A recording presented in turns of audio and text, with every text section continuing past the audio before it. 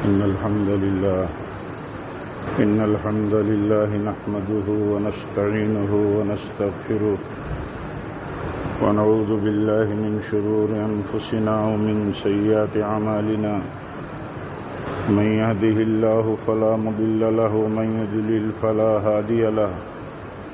وأشهد أن لا إله إلا الله وحده لا شريك له وأشهد أن محمدا عبده ورسوله يا أيها الذين آمنوا اتقوا الله حق تقاته ولا تموتن إلا وأنتم مسلمون يا أيها الناس اتقوا ربكم الذي خلقكم من نفس واحدة وخلق منها زوجها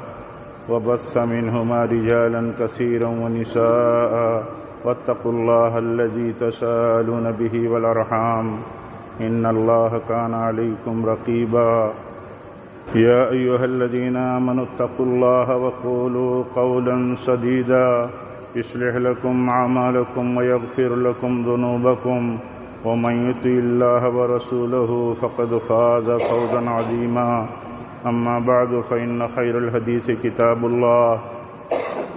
وخير الهدي هدي محمد صلى الله عليه وسلم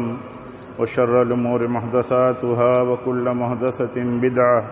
وكل بدعة ضلالة وكل ضلالة في النار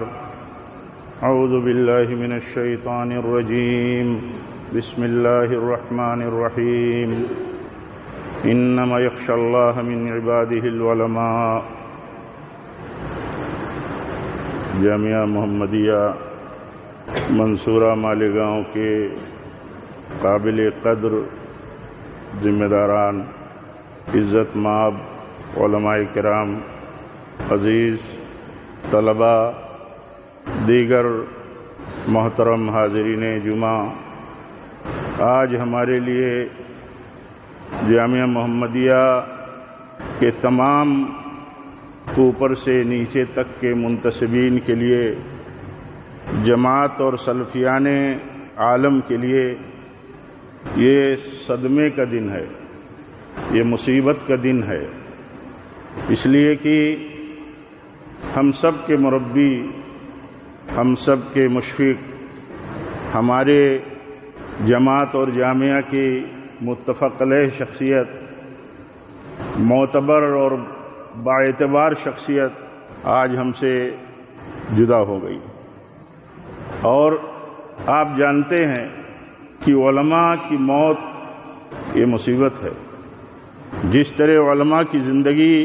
غنیمت ہے ایسے ہی علماء کی موت مصیبت ہے۔ اور آپ کی شخصیت علماء حق میں اہل علم کے ہاں معتبر شخصیت ہے، متفق علیہ شخصیت ہے۔ جو اہل علم علماء کے ہاں معتبر ہوں وہ معتبر ہوتے ہیں، جو اہل علم عوام کے ہاں معتبر ہوں وہ معیار نہیں ہے۔ معیار ہے علماء کا علماء کے ہاں معتبر ہونا، جو عالم اہل علم کے ہاں معتبر ہے۔ اس لیے علماء کہتے ہیں کہ علماء کو علماء پہچانتے ہیں۔ ہمارے ہاں پیمانہ بن گیا کہ علماء کی تعین اور علماء کی قدر اور علماء کی حیثیت عوام متعین کرتی ہے،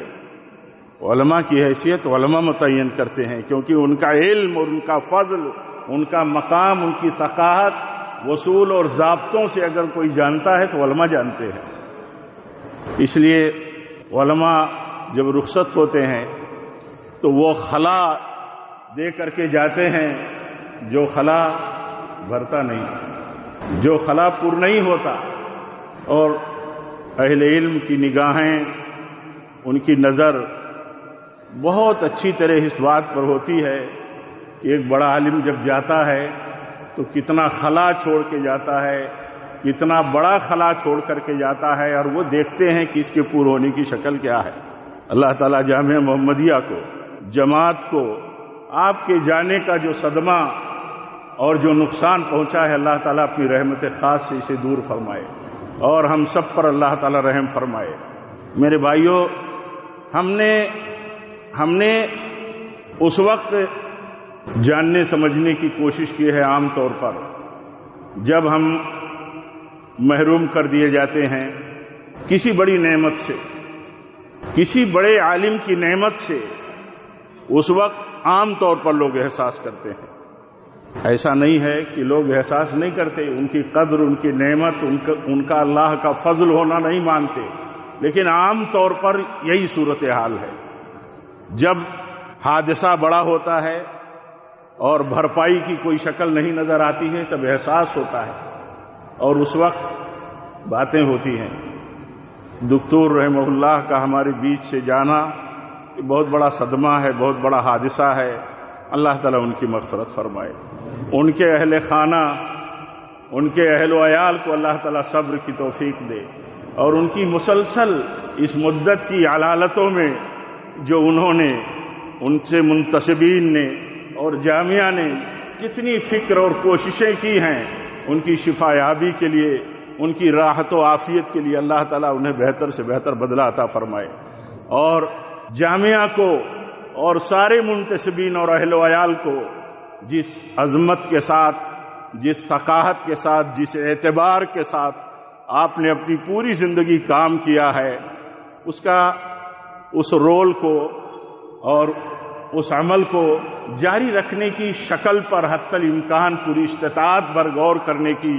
اور شکل بندی کی اللہ تعالیٰ توفیق دے۔ میرے بھائیوں، حادثہ ہے یہ۔ آج اہل علم کے بیچ میں بولنا میرے لیے، آپ جیسے فضلاء اور دکاترہ کے بیچ میں، جامعہ کے معزز اور اہل علم کے بیچ میں بولنا مجھے بہت بھاری ہے، لیکن جامعہ کے صدر محترم شیخ ارشد مختار حفظہ اللہ کا یہ اصرار کہ مجھے بولنا مشکل ہے، اور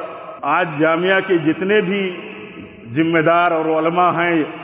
آپ کی شخصیت سے جڑے ہوئے، سب کافی متاثر ہیں۔ آج آپ تھوڑی دیر کے لیے جو خطبہ ہے آپ دے دیجئے، لیکن میں یہ بات اندر سے کہتا ہوں کہ واللہ مجھے آپ کے بیچ میں ایک ذمہ دار ضرور ہوں، لیکن آپ ہمارے سامنے، ہماری نظروں میں، ایک طالب علم کی نظروں میں آپ میں بہت سارے چہرے، بہت ساری شخصیتیں ایسی ہیں جو علم و فضل میں مجھ سے بڑی ہیں، لیکن نظام کی پابندی کرنا یہ ہم سب کی ذمہ داری ہے۔ اسی نظام کے تحت میں آپ کے بیچ میں بحیثیت خطیب جمعہ آج کھڑا ہوا ہوں۔ اس موقع پر ہم سب کو اس سچائی پر جمے رہنے کی ضرورت ہے اور اسے اپنی عملی زندگی میں لے کے چلنے کی ضرورت ہے۔ سچائی یہ ہے کہ علماء حق اس روئے زمین پر انبیاء کے وارث ہیں، علماء حق اکابر ہیں، علماء حق کے ساتھ برکتیں ہیں۔ پیارے نبی صلی اللہ علیہ وسلم نے فرمایا کہ خیر اور برکتیں علماء کے ساتھ ہیں، جو علماء کے ساتھ جڑے گا وہ خیر و برکت میں رہے گا۔ جیسے اپنے اپنے دور کے انبیاء کے ساتھ جو لوگ جڑے اور اپنے آپ کو وابستہ کیا، ان کی صحبتوں سے اپنے آپ کو سرفراز کیا تو ہر طرح کی خیر و برکت میں رہے، ایسے ہی ہر دور اور ہر زمانے کے لوگ جب اپنے علماء کے ساتھ وابستہ کریں گے، ان کا مقام، ان کی عظمت پہچانیں گے، ان کا حق دیں گے تو ہی خیر و برکت میں رہیں گے۔ آج تجربہ دیکھیے ہمارا اور آپ کا، مشاہدہ دیکھیے، تعامل دیکھیے علماء کے ساتھ کیا ہے۔ علماء کے ساتھ تعامل افسوسناک ہے، علماء کے ساتھ تعامل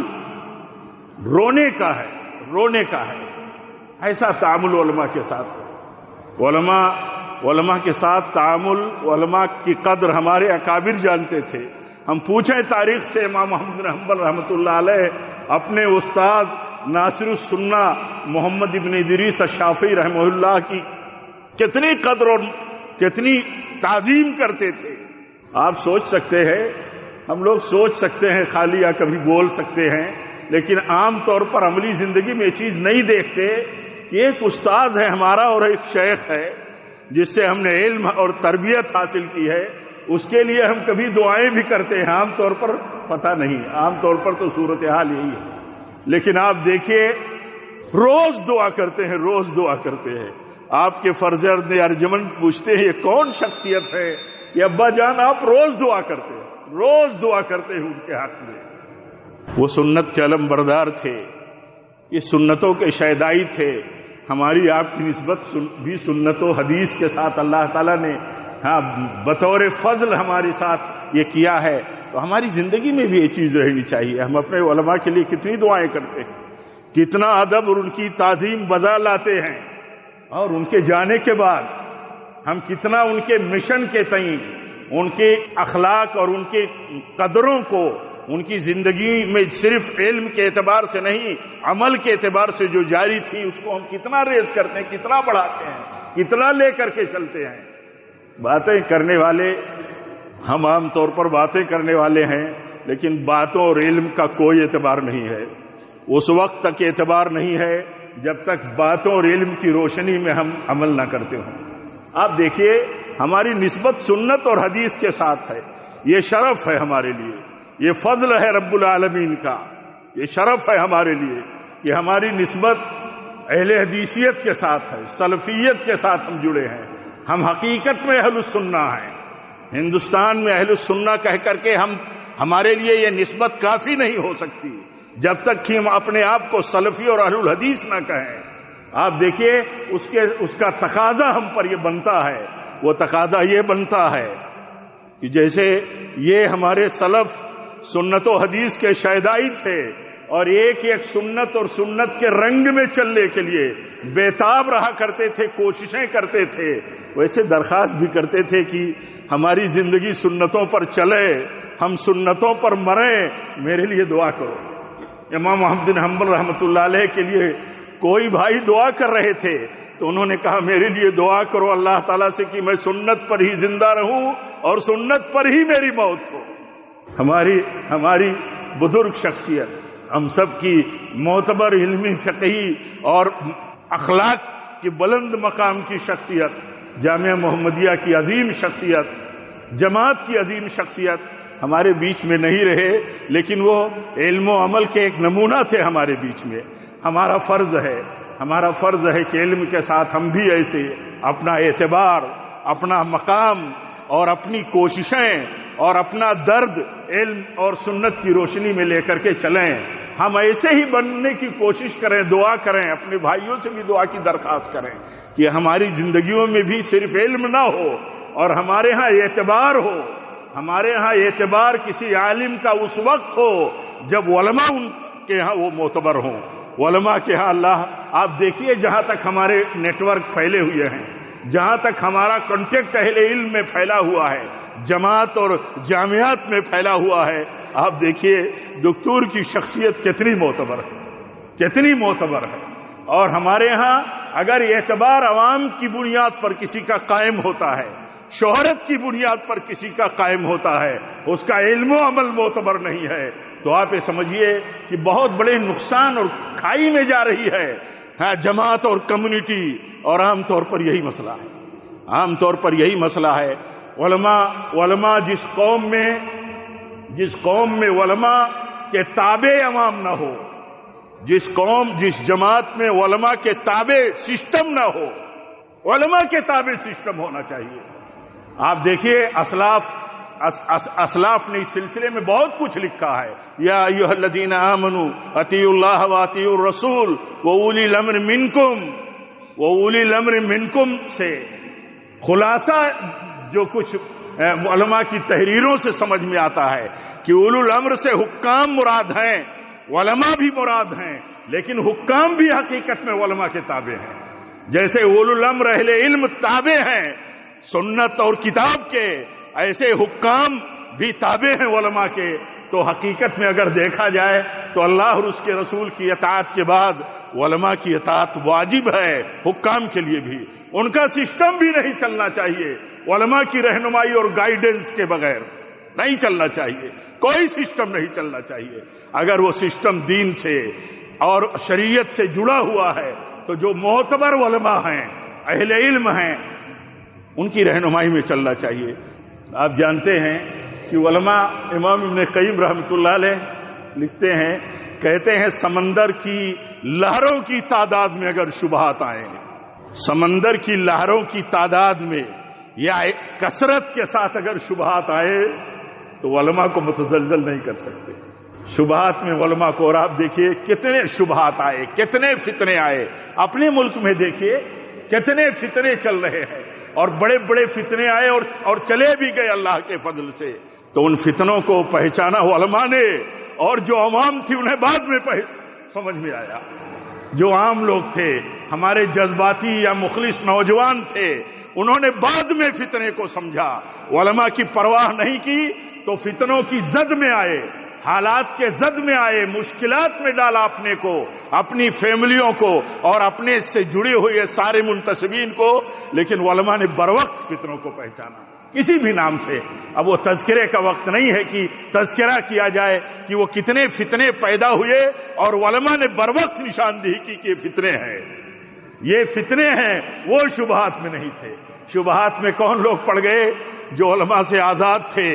جو جماعت کی رہنمائی سے آزاد تھے، اور یہ نہیں سمجھتے تھے کہ علماء ہی حقیقت میں علماء ہی سے جماعت ہوتی ہے، اور جماعت کے سے وابستگی ہی ہمیں فتنوں سے بچاتی ہے۔ لیکن عام طور پر جو ہوتا ہے اور جو ہوا، بہت کچھ نقصان اٹھایا گیا، اور بہت سارا دماغ اس پر کام بھی کرتا ہے، اس بات پر کام کرتا ہے کہ کس طرح سے شکار کیا جائے ایک طبقے کو، اور کس طرح دور کیا جائے اہل علم اور راسخین فی العلم سے کمیونٹی کو۔ یہ بہت بڑی کوشش ہے، بہت بڑی کوشش ہے۔ اسی لیے آپ دیکھیں گے کہ لوگ علماء کے خلاف باتیں کرتے ہیں، وہ سوشل میڈیا پر بالخصوص اتنی بیہودانہ باتیں کرتے ہیں کہ ان کا تذکرہ نہیں کیا جا سکتا۔ ان کے دفاع میں کتنے لوگ رہتے ہیں، دیکھا جاتا ہے کہ ان کی دفاع میں بھی لوگ بہت مختصر تعداد میں، بہت مختصر کوشش ہوتی ہے۔ اور یہ خوارج صفات لوگ یہ نہیں سمجھتے، یہ خوارج صفات لوگ اور عوام نہیں سمجھتی۔ علامہ ابن عثیمین رحمۃ اللہ علیہ نے لکھا ہے ذوالخویسرہ کی اس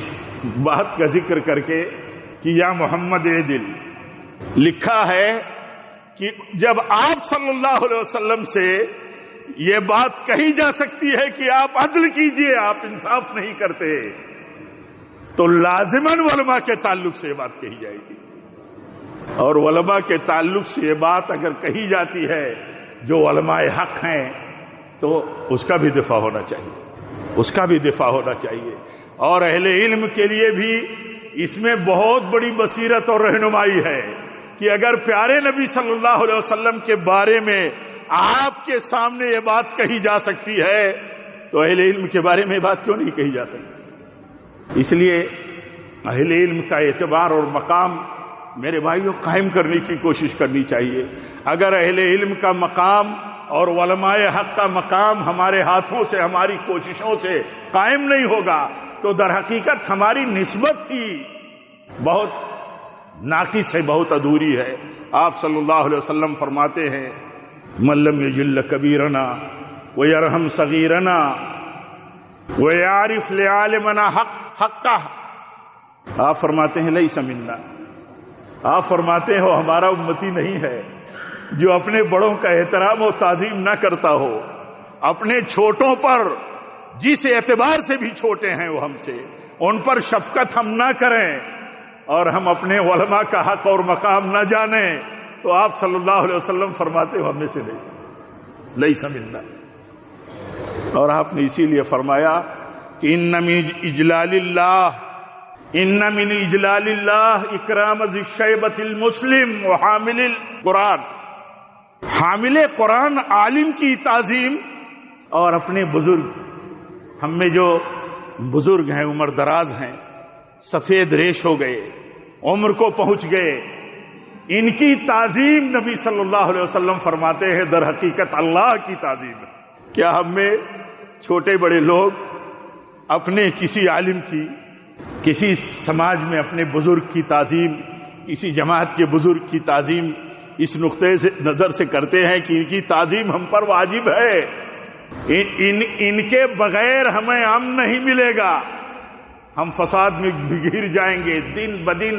ہمارے حالات ناقص ہوتے جائیں گے۔ اس لیے اس بات کی فکر کرنے کی ضرورت ہے۔ علماء ہمارے بیچ میں سلف کہتے ہیں علماء ہمارے لیے ہر زمانے اور ہر طبقے کے لیے علماء مثل سورج کے ہیں، مثل سورج کے ہیں. سورج سے روشنی حاصل کی جاتی ہے، علماء سے رہنمائی حاصل کی جاتی ہے. علماء سے رہنمائی کے بغیر، ان سے نسبت کے بغیر، گہری سچی پکی نسبت کے بغیر ہم کامیاب نہیں ہو سکتے. اس لیے کہ یہ ورثۃ الانبیاء ہیں. یہ کبھی بھی اللہ کی سنت کی بنیاد پر یہ انبیائی مشن کے کسی تقاضے کے پہلو کے چھوڑ نہیں سکتے. اگر یہ دعویٰ اور اس طرح کی بڑی بڑی باتیں کی جائے کہ علماء یہ کام نہیں کر رہے تھے تو ہم نے یہ کام اٹھایا، یہ مانتے ہوئے بھی کہ ہم علماء میں سے نہیں ہیں، تو کیا اللہ تعالیٰ کی سنت کے اور اللہ تعالیٰ کے نظام کے یہ منکر نہیں ہوئے؟ اللہ کے نبیوں کی دعوت اور اللہ کے نبیوں کی اپنی اپنی امتوں کے تعلق سے خیرخواہی کا عمل پوری نبوت کی زندگی میں جس طرح کسی قسم کے بدگمانی سے بلند ہے، سوچا نہیں جا سکتا، ایسے ہی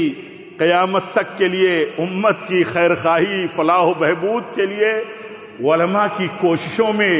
اور تقاضوں کی کوششوں میں کسی شبہ کی گنجائش نہیں ہو سکتی، نہیں ہو سکتی. اگر ہو سکتی ہے تو آپ بتائیے،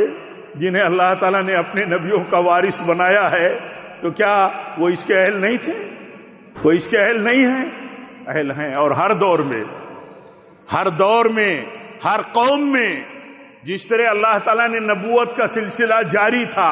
تو ہر زبان اور ہر قوم میں اللہ تعالیٰ نے نبی بھیجے، ایسے ہی اللہ تعالیٰ ہر زمانے، ہر قوم، ہر زبان میں علماء کو بھی انبیاء کی وراثت کے سلسلے کو اور ان کی نبوت اور نور ہدایت کو جاری اور عام کرنے کے لیے اللہ تعالیٰ پیدا کرتا رہے گا. اس لیے امت کو یہ سمجھنے کی ضرورت ہے کہ علماء کون ہیں ہمارے لیے، علماء کی اہمیت کیا ہے، علماء کا مقام کیا ہے، اور علماء کا مقام اگر ہمارے یہاں گھٹ گیا، ہم نے ان کی تعظیم، تکریم، ان کا اجلال چھوڑ دیا، تو دیکھیے اللہ تعالیٰ سزا کیسی دیتا ہے. ایسوں کے پیچھے،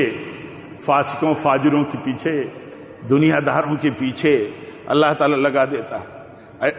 ہم لوگ دیکھیں اپنی زندگی کے شب و روز کے تجربات میں اور عمل میں دیکھیں کہ کس طرح لوگ دنیاوی اعتبار سے حیثیت رکھنے والے، دنیا میں بہت سارے اعتبارات ہیں، رکھنے والوں کے پیچھے کس طرح بھاگے دوڑے چلے جا رہے ہیں، گھٹنے ٹیکے چلے جا رہے ہیں. یہ ایک طرح سے سزا ہے اللہ تعالیٰ کی طرف سے امت کے لیے کہ تم نے جن کا اصل حق تھا، جب اصل حق نہیں دیا تو ہم نے تمہیں وہاں لگا دیا. وَمَن يُشَاقِقِ الرَّسُولَ مِن بَعْدِ مَا تَبَيَّنَ لَهُ الْهُدَىٰ وَيَتَّبِعْ غَيْرَ سَبِيلِ الْمُؤْمِنِينَ نُوَلِّهِ مَا تَوَلَّىٰ وَنُصْلِهِ جَهَنَّمَ وَسَاءَتْ مَصِيرًا. میرے بھائیو، اس لیے ہم سب کی کوشش ہونی چاہیے یہ پہلو ہماری دعوتی زندگی میں عوام کے ساتھ اتنا مستحکم ہو، علماء سے جوڑا جائے، جماعت سے جوڑا جائے، جامعات سے جوڑا جائے، جہاں علماء اور وارثین انبیاء تیار کیے جاتے ہیں ان سے جوڑا جائے. اگر ان سے رشتہ کمزور ہوا تو بھلا نہیں ہو سکتا. اور کبھی یہ نہیں سمجھنا چاہیے کہ دنیا کا بھلا ہو گیا تو ہمارے ساتھ بھلا ہو گیا. جن سے دین، علم اور تربیت چھین لی گئی، جن سے علماء کا تعلق چھین لیا گیا، وہ دنیا میں بڑا سے بڑا ان کا کانٹیکٹ اگر بن گیا تو یہ سمجھ لیجئے کہ اللہ تعالیٰ کے عذاب میں پڑ گئے. انہوں نے جو پسند کیا اللہ تعالیٰ نے وہ دے دیا، اور وہ پسند کیا جو اللہ کو پسند نہیں، وہ پسند کیا جو اللہ کو پسند نہیں ہے. اس لیے ہم سب کو اس کی فکر کرنے کی ضرورت ہے. ایک بار پھر ہم سب اس سوگواری کے ماحول میں اپنے دل سے دعا کرتے ہیں کہ اللہ تعالیٰ دکتور محترم کی اللہ تعالیٰ مغفرت فرمائے، ان کی چھوٹی بڑی لغزشوں کو اللہ تعالیٰ اپنے رحمت خاص سے اللہ تعالیٰ معاف فرمائے، اور ان کو جنت الفردوس میں جگہ دے. اور وہ جو مشن علم و تربیت کا، فقہ و فتاوے کا، وہ جو لے کر کے چلتے تھے، ہم میں جن کو بھی اللہ تعالیٰ نے جو بھی توفیق دی ہے اور ادارے کو، اس مشن کو بہتر سے بہتر بنانے کے لیے اللہ تعالیٰ کی توفیق مانگیں اور کوششیں کریں۔ اللہ تعالیٰ جب تک ہم زندہ رہیں، اے اللہ تعالیٰ تیرے تقوی پر رہیں، تیرے نبی کی سنت پر رہیں، نبی صلی اللہ علیہ وسلم کے مسلک اور صحابہ کے طریقے پر رہیں، اور اے اللہ اسی پر ہماری موت ہو۔ وآخر دعوانا الحمدللہ رب العالمین۔ ان الحمد لله نحمده ونستعينه ونستغفره ونعوذ بالله من شرور انفسنا ومن سيئات اعمالنا، من يهده الله فلا مضل له ومن يضلل فلا هادي له، واشهد ان لا اله الا الله وحده لا شريك له، واشهد ان محمدا عبده ورسوله۔ اللهم صل على محمد وعلى ال محمد كما صليت على ابراهيم وعلى ال ابراهيم انك حميد مجيد۔